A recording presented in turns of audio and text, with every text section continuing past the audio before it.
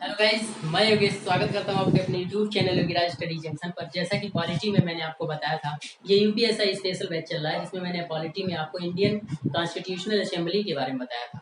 तो उससे रिलेटेड जितने भी मतलब प्रैक्टिस सेशन वाले क्वेश्चन हैं वो मैं आज आपको बता रहा हूँ। ठीक है, इससे पहले मैंने आपको एक वीडियो दिया था जिसमें मैंने आपको बताया था कि भारतीय संविधान में विदेशों से क्या क्या चीज़ें ली गई, यानी कि भारतीय संविधान के जो विदेशी स्रोत हैं उनके बारे में आपको पढ़ाया था।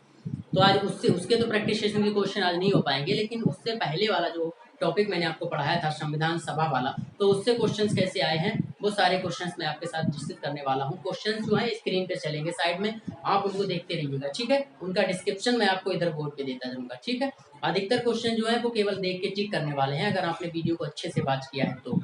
मैं इसीलिए कहता हूँ कि वीडियो को आप स्टार्टिंग से लेके एंड तक अच्छे से वॉच करिए, नोट्स को प्रॉपर बनाते रहिए, और प्रैक्टिस सेशन से पहले आप एक बार रिवाइज करके बैठिए। ठीक है, तो 3 बार अगर आपने रिवाइज कर लिया तो मुझे नहीं लगता कुछ भी आपसे छूटेगा। ठीक है, देखिए सबसे पहला क्वेश्चन पूछा गया है, वो क्या था? वो सबसे पहला क्वेश्चन ये था गाइस कि एक निर्वाचित संविधान सभा द्वारा भारत के संविधान का निर्माण करने का प्रस्ताव किया गया था।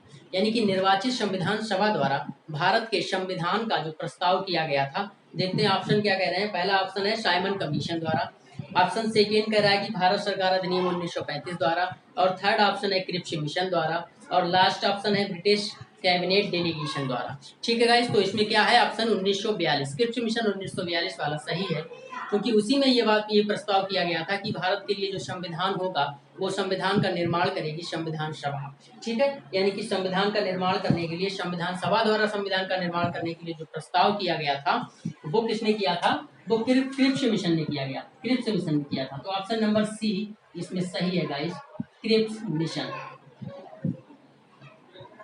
और ये भी कौन सा था? Cripps mission 1942। ठीक है, क्रिप्स मिशन 1942 ने ये सब किया था। ठीक है गाइस, तो आपको क्या करना है? ऑप्शन सी इसमें करेक्ट। ठीक, क्वेश्चन क्या है कि साइड में चलते हैं, आपको बस ये आंसर मैं बताता हूँ, आप आंसर को पिक करते रहिएगा। ठीक है, नेक्स्ट क्वेश्चन क्या है कि कैबिनेट मिशन योजना के अंतर्गत संविधान निर्मात्री परिषद में प्रत्येक प्रांत को आवंटित सदस्य संख्या निर्धारित करने के लिए एक प्रतिनिधि कितनी जनसंख्या के अनुपात में था? मैं आपको बता दूं कि कहा गया था कि एक प्रतिनिधि कितनी जनसंख्या का प्रतिनिधित्व करेगा, ये पूछा गया है। ठीक है, तो ऑप्शन क्या है कि पहला 8 लाख व्यक्ति, दूसरा 10 लाख व्यक्ति, तीसरा 12 लाख व्यक्ति, और लास्ट है 15 लाख व्यक्ति। तो इसमें ऑप्शन नंबर बी सही होगा, 10 लाख व्यक्ति। यानी कि एक प्रतिनिधि 10 लाख व्यक्तियों का क्या करेगा? प्रतिनिधित्व करेगा। 10 लाख व्यक्तियों पर एक 10 लाख व्यक्तियों पर एक प्रतिनिधि की व्यवस्था थी। ठीक है, तो ये कौन करेगा? एक प्रतिनिधि 10 लाख व्यक्तियों का क्या करेगा? प्रतिनिधित्व करेगा। ठीक है गाइस, नेक्स्ट क्वेश्चन की बात अगर करूं मैं तो इसमें ऑप्शन बी सही हो गया ना। नेक्स्ट क्वेश्चन स्क्रीन पर है, आप देख लीजिए। इसमें क्या कह रहा है कि इन व्यक्तियों में से कौन कैबिनेट मिशन का सदस्य नहीं था? कैबिनेट मिशन का सदस्य नहीं था, तो कैबिनेट मिशन में कौन कौन थे ये मैंने आपको बताया था। तो ये देखिए ऑप्शन क्या है कि पहला ऑप्शन है विलियम वुड, दूसरा है पैथिक लॉरेंस, स्टेफोर्ड क्रिप्स और एबी अलेक्जेंडर। जो साइड में आपको क्वेश्चन दिख रहा है उसके उसके साथ में आपको उसका क्या डिस्क्रिप्शन दिख रहा है, उस डिस्क्रिप्शन को अच्छे से पढ़िए आप। उसमें लिखा हुआ कि कैबिनेट मिशन मार्च 1946 में भारत पहुंचा। इस मिशन के सदस्य स्टेफोर्ड क्रिप्स अध्यक्ष बोर्ड ऑफ ट्रेड, यानी कि इसके अध्यक्ष कौन थे? Stafford Cripps. दूसरा पैथिक लॉरेंस, ये भारत का सचिव था, और एबी अलेक्जेंडर ये नौसेना मंत्री थे। ये तीन थे, इन तीनों के बारे में यानी BCD ये तीनों थे, Pethick Lawrence, Stafford Cripps, A B Alexander. ठीक है, जो कि नौसेना मंत्री थे। तो इसमें क्या है कि विलियम वुड नहीं थे, तो इसका ऑप्शन कौन सा सही है? ऑप्शन नंबर ए, यानी विलियम वुड। यही पूछा गया था कि कौन उसका सदस्य नहीं था, तो विलियम वुड इसके सदस्य नहीं थे। नेक्स्ट क्वेश्चन नंबर 4 की ओर चलते हैं। भारतीय संविधान सभा का गठन किया गया था। भारतीय संविधान सभा का गठन किया गया था, ये भारतीय संविधान सभा का गठन किया गया था। ऑप्शन देखिए क्या दे रखे हैं। भारत सरकार अधिनियम 1935 के अंतर्गत, भारत सरकार अधिनियम 1935 के अंतर्गत, ऑप्शन नंबर 2 कृषि मिशन योजना 1942 के अंतर्गत, कैबिनेट मिशन योजना 1946 के अंतर्गत, और भारतीय स्वतंत्रता अधिनियम 1947 के अंतर्गत। तो इसमें ऑप्शन एकदम करेक्ट है, वो ऑप्शन है सी, यानी ये है कैबिनेट मिशन।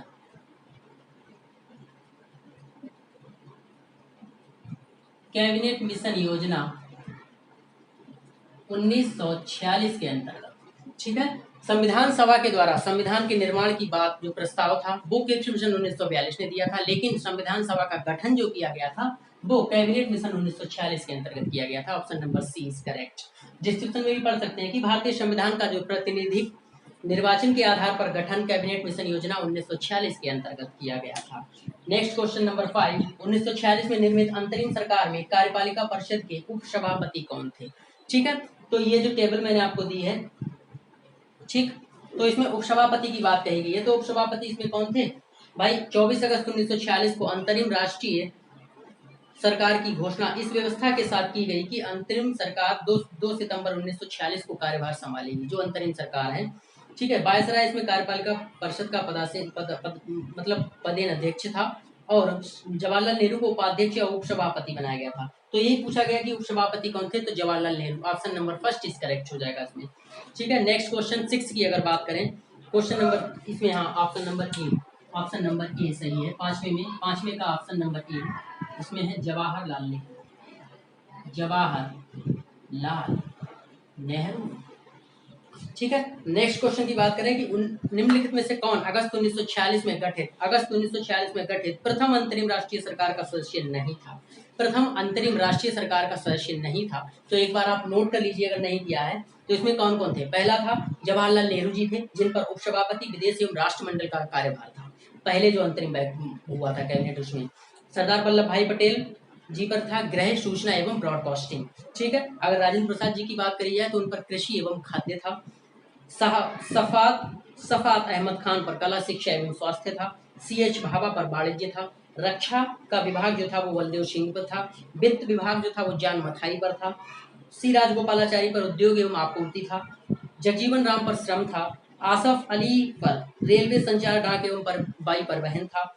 शरद चंद्र बोस पर कारखाना खान एवं विद्युत था। इसके बाद जो पुनर्गठित अंतरिम कैबिनेट 1946 में गठित हुआ उसमें कुछ लोगों के विभाग चेंज हो गए, जैसे रेलवे वाला जो रेलवे संचार डाक एवं परिवहन, ये आसफ अली से हटाकर ये दे दिया गया था अब्दुल रब नस्तर को।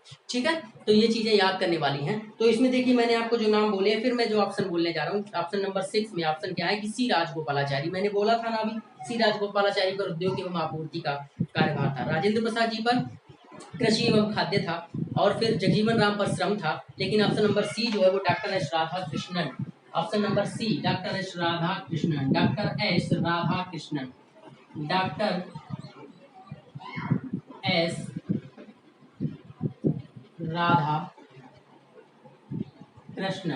ठीक, डॉक्टर एस राधाकृष्णन ये इसमें नहीं थे, तो यही ऑप्शन नंबर 6 यानी कि इसमें क्या होगा, करेक्ट होगा। ठीक, नेक्स्ट क्वेश्चन की ओर चलते हैं। आप ऑप्शन नंबर मैं बोलता जा रहा हूँ। नेक्स्ट क्वेश्चन क्या है कि वो कथन कह रहा है। कथन ये है कि बेबेल योजना के अनुसार कार्यकारी परिषद में हिंदू और मुस्लिम सदस्यों की संख्या समान होती थी, ये था कथन। ठीक है, कारण क्या था कि बेबेल का विचार था कि ऐसी व्यवस्था से भारत का बंटवारा बच जाता। ठीक, अब इस पे देखिए कथन और कारण दोनों सही हैं और कथन कारण का सही स्पष्टीकरण है। ठीक है, दूसरा ऑप्शन कथन और कारण दोनों सही है किंतु कथन कारण का सही स्पष्टीकरण नहीं है। ठीक है, और इसमें लास्ट इसमें सी क्या है, कथन सही है पर कारण गलत है, ये बिल्कुल सही है, यानी कि कथन तो सही है। ठीक है, कथन क्या है कि बेबेल योजना के अनुसार कार्यकारी परिषद में हिंदू और मुस्लिम सदस्यों की संख्या समान होती थी, ये सही है। लेकिन इसमें जो कारण है कि भारत का बंटवारा बचाने के लिए थोड़ी ना होती थी। ठीक है, तो इसको डिस्क्रिप्शन में पढ़िए। डिस्क्रिप्शन में ये है कि अक्टूबर 1943 में लॉर्ड लिनलिथगो के स्थान पर विस्काउंट बेबेल वायसराय तथा गवर्नर जनरल नियुक्त किए गए। वे भारतीय संवैधानिक गतिरोध को दूर करने के उद्देश्य से मई 1945 में लंदन गए थे। वहां उन्होंने भारतीय प्रशासन के संबंध में ब्रिटिश सरकार से विस्तार से बात की तथा कुछ प्रस्ताव रखे। जून 1945 में उन प्रस्तावों को बेबेल योजना के अनुसार बेबेल योजना के नाम से सार्वजनिक किया गया। बेबेल योजना के प्रस्तावों में कार्यकारिणी में मुसलमानों सदस्यों की संख्या हिंदुओं के बराबर होना, परिषद में वायसराय तथा कमांडर इन चीफ को छोड़कर सभी सदस्यों का भारतीय होना, शीघ्र ही शिमला में एक सम्मेलन का बुलाया जाना तथा युद्ध समाप्ति के पश्चात भारतीयों के द्वारा खुद संविधान का बनाया जाना इत्यादि प्रावधान शामिल थे। बेबेल योजना का उद्देश्य राजनीतिक गतिरोध को दूर करना था, न कि भारत के बंटवारा को रोकना था। तो ये इसमें क्या है कि मतलब कारण कथन तो सही है पर कारण क्या है, गलत है। यानी कि अगर क्वेश्चन नंबर C7 की बात करी जाए तो इसमें ऑप्शन सी क्या है, करेक्ट है। ठीक है गाइस, चलते हैं क्वेश्चन नंबर 8 की ओर, जो कि स्क्रीन पर आपका वेट कर रहा है। ये सारे क्वेश्चन कमीशन ने कई बार पूछे हैं, तो मैं आपको बता रहा हूँ। भारत के लिए संविधान की रचना हेतु संविधान सभा का जो विचार निम्नलिखित में से सर्वप्रथम किसने प्रस्तुत किया? यानी कि संविधान रचना के लिए संविधान सभा का जो विचार सबसे पहले था वो पूछा जाए तो सबसे पहले ऑप्शन में क्या है? स्वराज पार्टी 1934 में, कांग्रेस पार्टी ने 1936 में, मुस्लिम लीग ने 1942 में, या सर्वदलीय सम्मेलन ने 1946 में। तो इसमें ऑप्शन ए यानी कि स्वराज पार्टी ने सबसे पहले विचार किया था कि भारतीय संविधान के निर्माण के लिए संविधान सभा, ठीक है, का विचार 1934 रांची में गठित हुई थी। ये रांची में गठित हुई थी, ठीक है, स्वराज पार्टी, ठीक है। इसका डिस्क्रिप्शन भी आप पढ़ लीजिए, स्क्रीन पर है। नेक्स्ट क्वेश्चन क्या है कि निम्नलिखित में से कौन सा कथन संविधान के विषय में सत्य नहीं है? कौन सा कथन संविधान के विषय में सत्य नहीं है? तो सबसे पहले देखिए ऑप्शन नंबर फर्स्ट क्या कह रहा है कि पहला ऑप्शन क्या है? वयस्क मताधिकार पर आधारित नहीं थी। वयस्क मताधिकार पर आधारित नहीं थी, ठीक है। तो ये वयस्क मताधिकार पर आधारित थी, तो ये तो गलत हो गया। वह प्रत्यक्ष निर्वाचन का परिणाम थी, अप्रत्यक्ष निर्वाचन का परिणाम थी। प्रत्यक्ष नहीं, अप्रत्यक्ष निर्वाचन का परिणाम थी। दूसरा, वह बहुदलीय निकाय थी, ये सही है, ठीक है। उसने अनेक समितियों के माध्यम से कार्य किया, ये भी सही है। यानी कि तीसरा और चौथा ये दो सही हैं, बाकी के दो गलत हैं। तो कौन सही नहीं है? यानी पहला और दूसरा ही सही नहीं है। तो उत्तर कूट में option number A, first and second, option number A वो है फर्स्ट एंड सेकेंड, ठीक है, ये सही हो जाएगा, ठीक। नेक्स्ट क्वेश्चन 10 की बात करें तो निम्नलिखित में से संविधान के बारे में गलत कथन कौन सा है? तो पहला कथन पढ़ लेते हैं।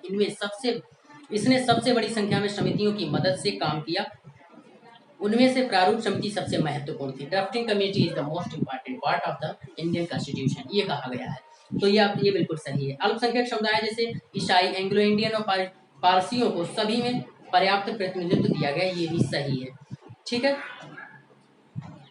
तीसरा ऑप्शन है इसमें, इसका निर्वाचन सार्वभौम वयस्क मताधिकार के आधार पर किया गया। चौथा है इसकी चुनाव प्रक्रिया 1935 के अधिनियम 6वीं की अनुसूची पर आधारित थी। कर, संपत्ति और शैक्षणिक योग्यता के कारण मताधिकार सीमित था, ठीक है। तो इसमें ये सारी चीजें सही है, लेकिन ऑप्शन नंबर सी जो है वो गलत है। निर्वाचन सार्वभौम वयस्क मताधिकार के आधार पर किया गया, ये है, ठीक है। देखिए इसमें क्या है कि संविधान सभा के सदस्यों का निर्वाचन प्रांतीय विधानसभाओं के सदस्यों द्वारा अप्रत्यक्ष निर्वाचन के द्वारा किया गया था, जबकि इसमें क्या है? वयस्क मताधिकार।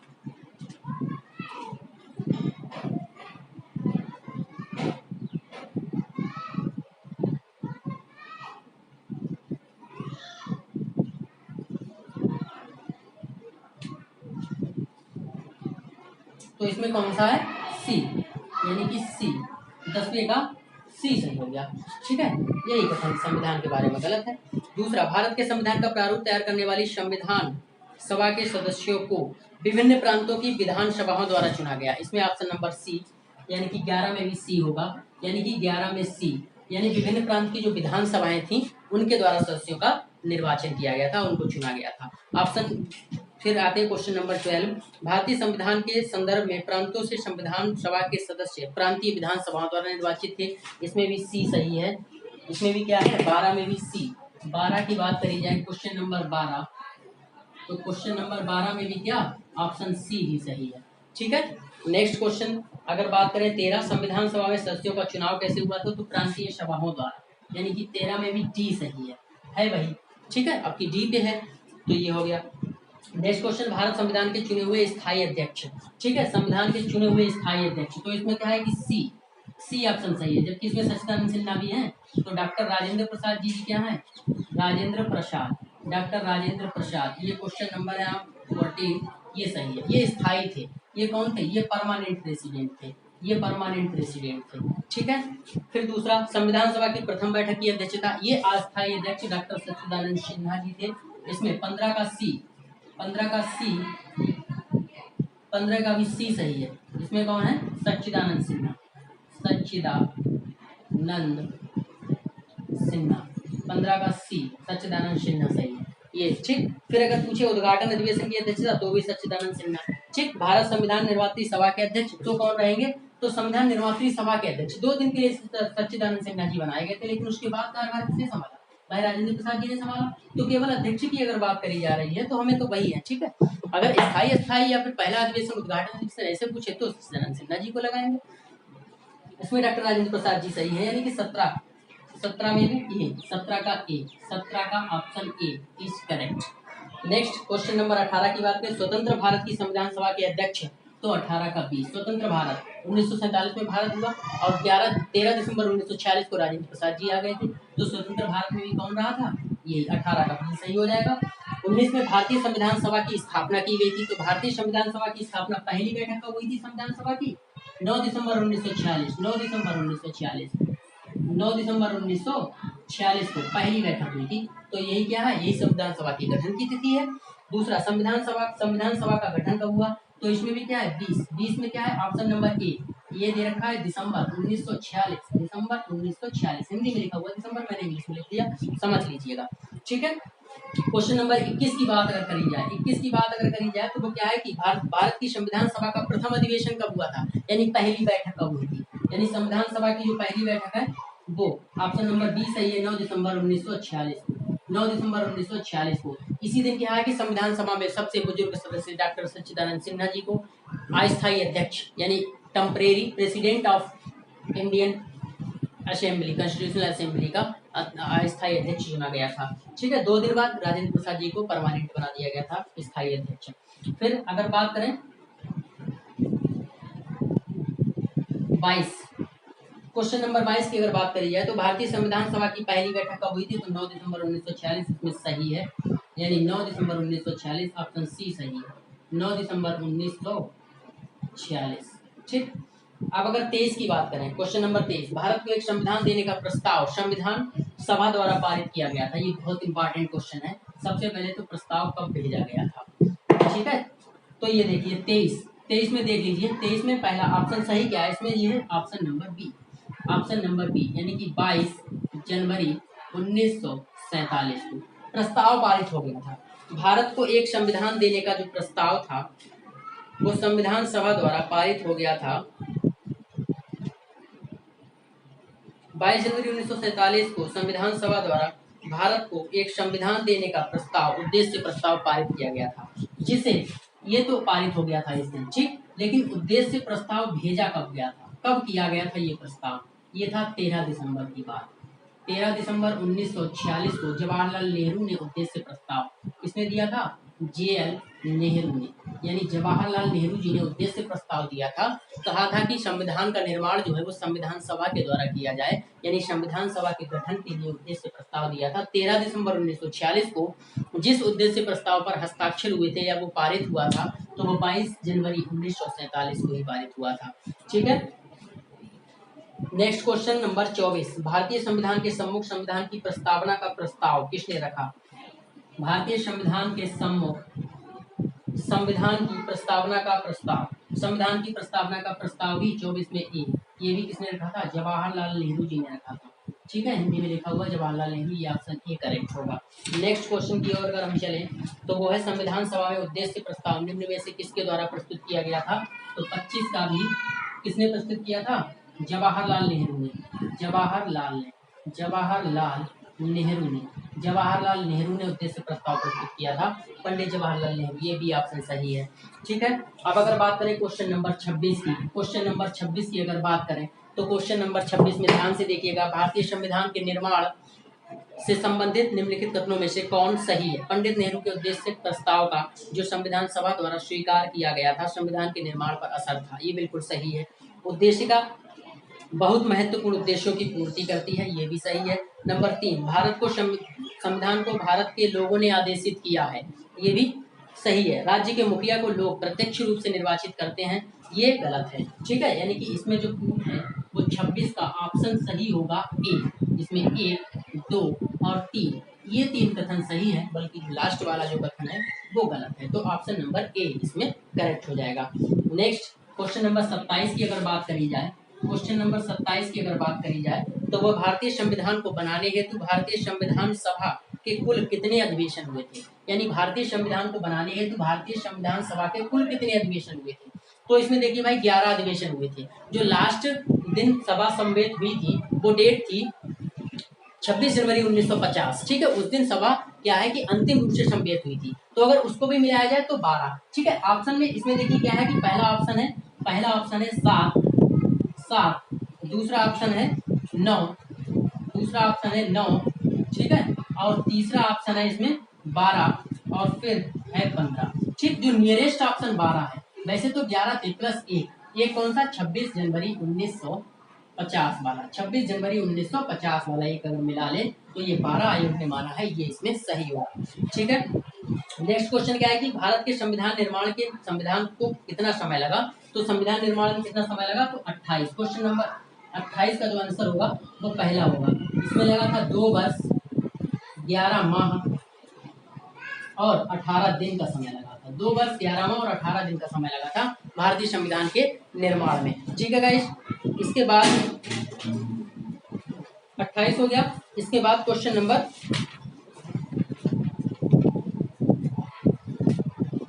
28 हो गया ना गाइस। हाँ, 28 के बाद अगर हम आते हैं तो क्वेश्चन नंबर 30 पे आ जाते हैं सीधे। भारतीय संविधान के निर्माण के समय संवैधानिक सलाहकार कौन थे, तो बी.एन. राव। संवैधानिक सलाहकार कौन थे, बी.एन. राव। संवैधानिक सलाहकार बी.एन. राव। तो इसमें ऑप्शन नंबर सी सही होगा, ऑप्शन नंबर सी सही होगा, ऑप्शन नंबर सी सही होगा। और इससे पहले अगर 29 की बात करें तो 29 में ये देखिए एक कूट दे रखा है। इसमें क्या है कि देखिए मैं डायरेक्ट आंसर बोल रहा हूँ। संविधान सभा के पहले उपाध्यक्ष तो एच सी मुखर्जी थे। प्रारूप समिति के मूलतः एक के एम मुंशी थे और कांग्रेसी सदस्य थे भी, ठीक है। राजस्थान की रियासतों का प्रतिनिधित्व करने वाले संविधान सभा के जो सदस्य थे वो बीटी नहीं बल्कि टीटी कृष्णाचार्य होना चाहिए यहाँ पे, ठीक है।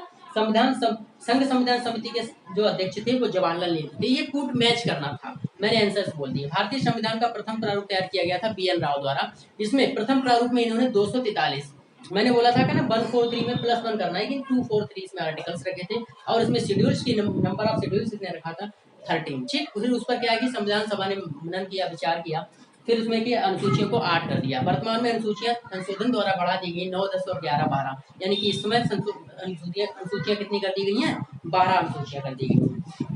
नेक्स्ट अगर क्वेश्चन नंबर 32 की बात करें तो संविधान सभा में भारतीय संविधान का तृतीय वाचन कब प्रारंभ हुआ था, तो ये प्रारंभ हुआ था हमारा तृतीय वाचन 17 नवंबर 1949 से लेकर 26 नवंबर 1949 तक चला। इसमें कोई भी ऑप्शन सही नहीं है, विकल्प में कोई भी ऑप्शन सही नहीं है। तो 17 नवंबर 1949 से लेके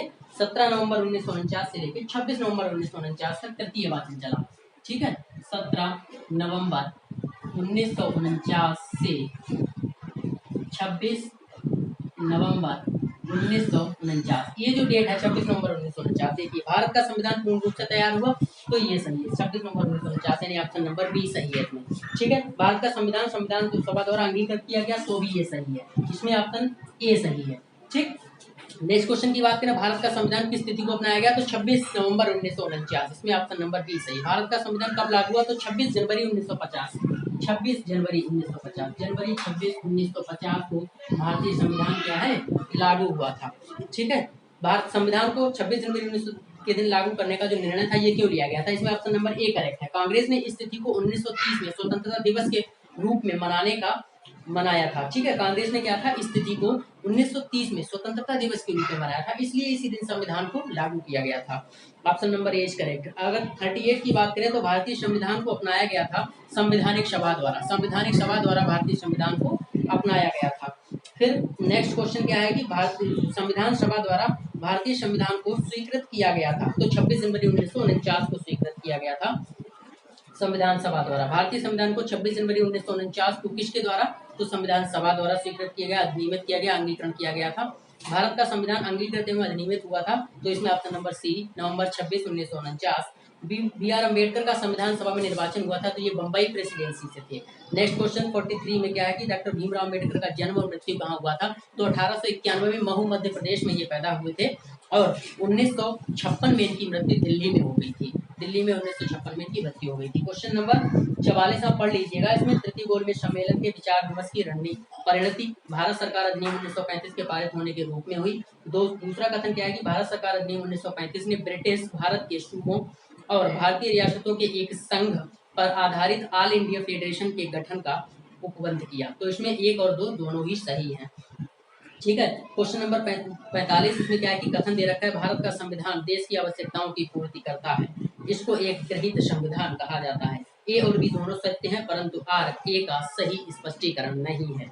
ठीक है, इसमें ऑप्शन बी करेक्ट है। भारतीय 46 में क्या है कि भारतीय संविधान सभा में वयस्क मताधिकार को 15 वर्ष के लिए स्थगित करने की बात किसने की थी? तो मौलाना आजाद ने कहा था कि भारतीय जो वयस्क मताधिकार जो है 15 वर्ष के लिए स्थगित कर दिया जाए, लेकिन राजेंद्र प्रसाद और जवाहरलाल नेहरू ने जोर ढंग से इसका समर्थन किया था। 1947 में किसने सुझाव दिया था कि भारत की स्वतंत्रता के बाद भारतीय राष्ट्रीय कांग्रेस को एक राजनीतिक दल के रूप में भंग कर दिया जाना चाहिए? तो ये महात्मा गांधी ने कहा था कि भारतीय राष्ट्रीय कांग्रेस जो है स्वतंत्रता प्राप्ति के बाद एक राजनीतिक दल के रूप में भंग कर दी जाए। 48 में अगर बात करें तो अपनी राष्ट्रवादी प्रतिक्रिया में भारतीय संविधान के निर्माताओं ने अल्पसंख्यकों के हितों व भावनाओं के महत्व को कम करके आंका है। ये कोई राइटर है जो क्या कहता है, आइवर जेनिंग्स का ये कथन है। वो कहते हैं कि अपनी राष्ट्रवादी प्रक्रिया में भारतीय संविधान के निर्माताओं ने अल्पसंख्यकों के हितों तथा भावनाओं के महत्व को कम करके आंका है। तो ये कौन है? आइवर जेनिंग्स का भी कथन है। 48 ठीक, किसने कहा? 48 का डी। ठीक है, 49 पे अगर आप बात करें तो वो है कि किसने कहा था? संविधान सभा कांग्रेस थी और कांग्रेस भारत था। तो ये ऑस्टिन का, ग्रेनविले ऑस्टिन ये है, मतलब संविधान सभा कांग्रेस थी और कांग्रेस भारत था। ये वक्तव्य पद्मश्री पुरस्कार प्राप्त इतिहासकार ग्रेनविले ऑस्टिन का था। यह वक्तव्य उनकी पुस्तक द इंडियन कॉन्स्टिट्यूशन में वर्णित है। ठीक, अगर क्वेश्चन नंबर 50 की बात करें तो भारतीय संविधान में कुल कितनी महिला सदस्य थी? तो 45। ठीक है, 33 जो थे वो अनुसूचित जाति के सदस्य थे। ठीक है, तो ये आप क्वेश्चन 50 मैंने आपको प्रैक्टिस कराए। तो ये सारे क्वेश्चन बहुत इंपॉर्टेंट हैं जो कि साइड में चलते भी आपने नोट किए होंगे। ठीक है, इनकी जो आंसर की है वो भी मैंने लास्ट में मेंशन की है। वैसे आंसर की मैंने अधिकतर आपको आंसर्स बता दिए हैं। आई होप कि आपको ये वीडियो अच्छा लगा होगा और ये एग्जाम पॉइंट ऑफ व्यू से बहुत ही हेल्पफुल प्रूफ होने वाला है। तो आपको करना क्या है कि इस वीडियो को 2-3 बार वॉच करके, सबसे पहले वॉच करेंगे तो क्या करेंगे, इसके नोट्स बनाएंगे। नोट्स बनाने से क्या है कि अपना लिखा हुआ जो एक बार आप लिख देते हैं कॉपी पर, वो अच्छे से आपको याद हो जाता है।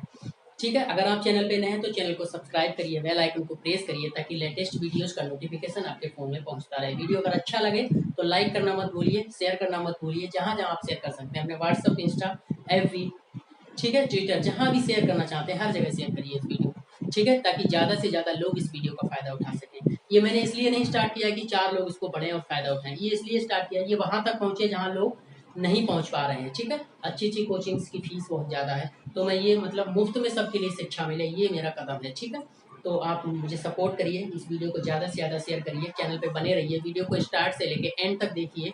ठीक है, मिलता हूँ कल एक नए कॉन्सेप्ट के साथ। यूपीएसआई में एक पोस्ट आपके लिए, मेरा दावा। Okay, bye.